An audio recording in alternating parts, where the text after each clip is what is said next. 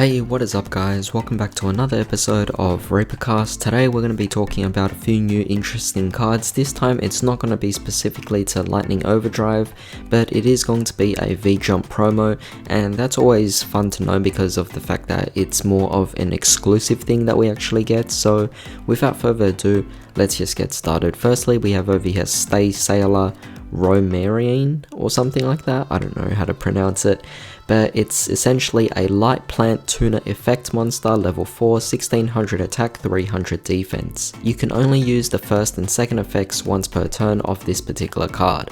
First effect, quick effect, you could target one face-up monster your opponent controls, send one plant monster you control to the graveyard, except that target, and if you do, the next time that target would be destroyed by battle or card effects, it is not destroyed. So it's not too bad, it's kind of hand trappy-ish, but at the same time also ditches off cards into your graveyard as well as fodder, though in a very specific kind of way. Second effect, if this card is sent to the graveyard by a card effect, you could send one level 5 or lower plant monster from your deck or extra deck to the graveyard. Now that's very interesting, the fact that it also sends from the extra deck to the graveyard as well, because with that being said, maybe there's a particular kind of deck that we could actually come up with where we get an extra deck card to the graveyard and use it as a specific synchro material, well actually no, a fusion material, and that would actually be quite awesome because, you know, we obviously have cards that can banish from the graveyard and allow us to fusion summon. So with that being said, this might actually turn out to be something really interesting depending on if someone actually is able to make the most out of this card. Someone actually could come up with a crazy combo of some sort, and yeah, that would actually be quite interesting. Next, we have another new card here from Lightning Overdrive. So this is just really interesting because we are getting a new scrap monster. This is called Scrap Raptor. Very nice that they're kind of bringing back these older archetypes. This one is obviously from Scraps, which is during the 5Ds era. Very interesting, of course, but with that being said, let's just see what these actually does. So we have a level 4 Earth Dinosaur Tuner effect monster. Very nice. Let's see if it's actually generic. 1400 attack, 1000 defense. First and second effects can only be used once per turn each. First effect, you could target one monster you control, destroy, and if you do, during the main phase of the rest of this turn, you can normal summon one scrap monster in addition to your normal summon / set. You can only gain this effect once per turn, which is fine of course, but the fact that you're allowed an extra normal summon, definitely very nice. However, it is specifically restricted to scraps, so that might be a problem. However, it doesn't say that you can't normal summon the same card itself. So if you actually had multiple Scrap Raptors in your deck, you could actually just incorporate this into regular dinos. So I'm actually kind of predicting that there might be a synchro variant of dinos in the near future when Lightning Overdrive actually comes out, because we have a dinosaur tuner monster, and it's also an earth monster as well. That's great. Its first effect also allows you to destroy one of your monsters as well, so that's going to trigger off Baby Cerosaurus or Petite Pterodon. And in addition to that, you could also summon potentially another copy of this from your hand as well if you manage to have it, and I'm sure there are some kind of scrap cards that allow you to actually search for your scraps really easily. So definitely a really nice effect just based off the first effect alone. Second effect, if this card is destroyed by a scrap card effect and sent to your graveyard or the graveyard, you can add one scrap factory or one non-tuner scrap monster from your deck to your hand. So again, very nice card, and again, it's also not restricting you to just the other scrap monsters. You could actually just search for itself as well, which is definitely quite nice. I actually really like this particular card. I mean, not only can it be used generically in dinosaurs as well, just pure dinos, but it could obviously also add synchro plays, which is definitely quite nice, a synchro variation. So I'm looking forward to that, and I'm also liking the second effect as well, being that it might potentially bring back scraps as a pure deck. That would be fun, and it could potentially also bring back Karakuri scraps as well, so that might be interesting to see. But definitely tell me what you guys actually think about that. Alright, so next our card here is Uncamouflite. Very interesting naming. It's a Pendulum card, very interesting of course. Level 5 Light Spellcaster, Pendulum Effect Monster, 1800 attack, 0 defense. Pendulum Effect, you can only use this card's name's Pendulum Effect once per turn. If there are no cards in your extra deck, or if the only cards in there are Uncamouflite, you can destroy this card then draw one card. So it's not too bad, but it's only going to be viable in the early game. Monster effect cannot be normal summoned or set, must be special summoned from your extra deck, while there are no cards except itself in your extra deck. You can only special summon Uncamouflite once per turn this way. If this face-up card leaves the monster zone, banish it. It seems to be quite interesting. I mean, you could play it, but it's more of an early game card. I don't really see this card being too amazing or anything. It has an interesting name, it has an interesting design. I actually love the design, but the effect itself seems kind of underwhelming. What do you guys think about that? But of course, we have over here the Legendary Duelists Season 2. This is going to be exciting because obviously they're reprinting Legendary Duelists 3 and 4 in this. So I really am happy about this. We're getting Blue Eyes, we're getting Black Wings, we're getting Cyber Dragons, we're getting, let's see, Lunalights, Abyss Actors, Harpies. Very cool reprints that I'm definitely excited for. So let's see, what do we have over here? Just to skim through the whole card list. Obviously we're getting a reprint of Blue Eyes White Dragon. I think that would be quite fun for people to actually collect, of course, but with that being said, we're also getting each of the Blue Eyes cards, at least the new ones as well, being reprinted. It's going to be very fun collecting all of the different colored, I guess, the names that they print on, so that's quite nice.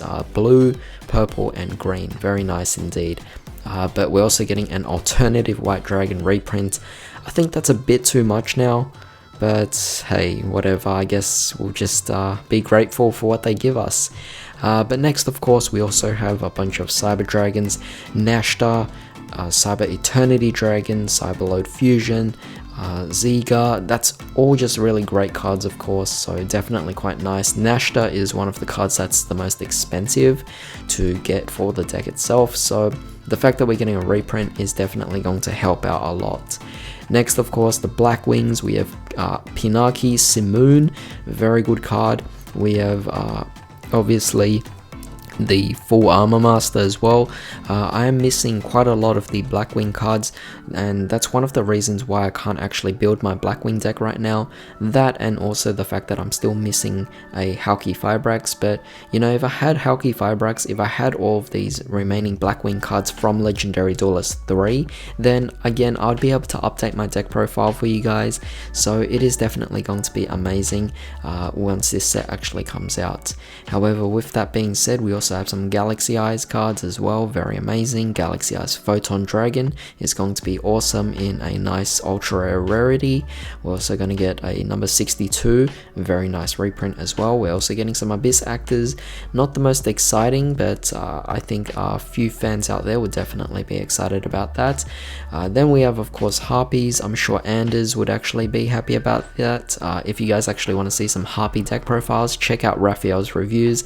Anders' channel focuses on everything that he likes specifically, so he has a lot of good Harpy deck profiles for you guys, even Charmers as well, so definitely check him out. But with that being said, this is definitely a very fun selection of cards. We're also getting some Cyber Angel reprints. Cyber Angels aren't particularly the best of the new support, so that's, you know, not something I'm too excited for, and I already have all the cards anyway. They were the most easiest to get. We also get some Rose Dragon support, and finally we have the Lunalight support as well. Oh, actually, one thing I forgot about, the train support. We're getting Super Express Bullet Train, very amazing card. We're getting Urgent Schedule, and we're also getting the Flying Pegasus Railroad Stampede.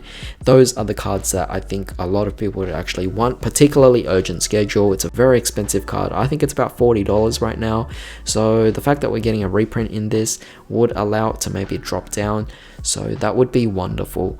But of course, this set itself is going to be quite exciting. I don't see it being as good as the first one. Maybe it might, but the first one had cards like Millennium Eyes Restrict. It also had cards like Ancient Gear Fusion, which I was like just desperately searching for.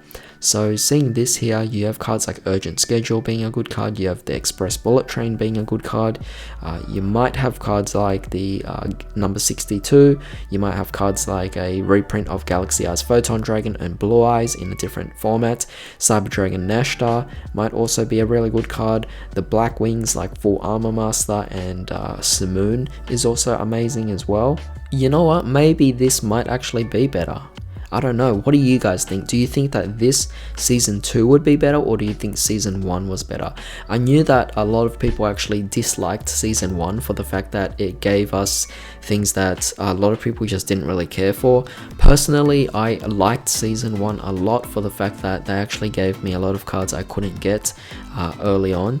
So yeah, I don't know, I guess it's a difference of opinions here, but what do you guys think about that? Lastly, we have this cool announcement over here of OTS 15.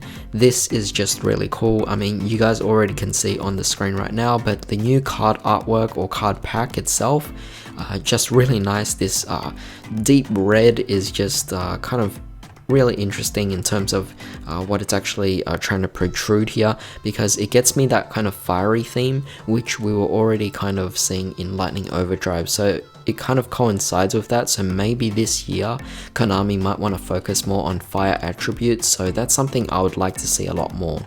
This is obviously going to be very interesting because it is pretty much the first OTS pack that we're getting for 2021, so let's see what we actually get in this, at least the confirmed cards. Firstly, we're getting an ultimate rare version of Armed Dragon level 10. That is fantastic. While it's not a particularly amazing card, it is a great collector's card that a lot of people actually love. It's a fan favorite card, and with that being said, it is incredibly difficult to get the current one, which I believe is only an ultra rare or secret rare, but really hard to get, and it's very expensive as well. So seeing that it's actually coming out in an ultimate rare version is definitely quite nice. Of course, ultimate rare would still make it very expensive, but with that being said, at least it's more accessible to any of us who could actually afford it, depending on how high it might get. I mean, if we're lucky, it might be maybe a $40 to $50 card. If we're unlucky, then it might turn out to be a $100 ultimate rare. But with that being said, it is quite nice to see that Armed Dragon level 10 is actually getting a reprint in this, so yeah, I couldn't be any more happy with this. This is definitely a really great collector's card. However, the next card we see here is quite interesting because we're getting a reprint here of Crystron Halqifibrax in an ultimate rare. That's just insane because I was really expecting for Halqifibrax to be banned in the March ban list that's going to be coming out soon, well, in 2 months or so. But with that being said, with this actually coming out, why on earth would Konami reprint a Halqifibrax if they were planning to ban it? That's just not a good move. So I'm actually thinking Halqifibrax, it's definitely safe in the next ban list. It's not going to get hit, that's for sure. I mean, Konami is literally telling us, hey, we're not going to ban it because we're going to reprint it as an ultimate rare. However, with that being said, we have some super rare upgrades, so it's definitely great for any of you guys who actually want to upgrade your rarities or just, yeah, rarity bump your deck, which is definitely going to be quite nice. Firstly, we have Shadow Dragon, absolutely amazing. Would love to upgrade the rarity to super rare compared to the common that you get from the structure deck or the rare from the original Duelist Alliance. Next, we have over here Zodiac Borbo, which is also a nice card as well to upgrade rarity because it's only been a rare up until this point, and with Zodiac's actually making some sort of significant impact in the particular format right now, it definitely does make for a great card to actually bump up to a super rare. And finally, we're getting here a Dogmatika Punishment. To be upgraded to a super rare, it does seem pretty soon considering the fact that Dogmatika just came out, but even so, I guess I can't really say anything negative about it. I mean, you could technically put a different card slot in, but it doesn't really do too badly anyway, because we still get great cards like Armed Dragon level 10, Halqifibrax, Shadow Dragon, and Zodiac Warbow, which I think are already all great cards for the set itself. It's a great start, so I'm going to be curious as to what the remaining cards will be. The third ultimate rare, that would be fun to see, and we'll also have to find out about the other 7 super rares as well. That would be quite fun, not to mention the 13 commons. So overall, what do you guys actually think about this? It says here you could also find a brand new World Legacy token. Absolutely excited about that, because obviously it's a World Legacy card and I just got to get the token if they're actually making one. So with that being said, definitely leave me your thoughts, drop a like if you enjoyed this video. Don't forget to subscribe as well, and also share the video as it really helps. But with that being said, I hope you guys have a great day. I'll see you next time.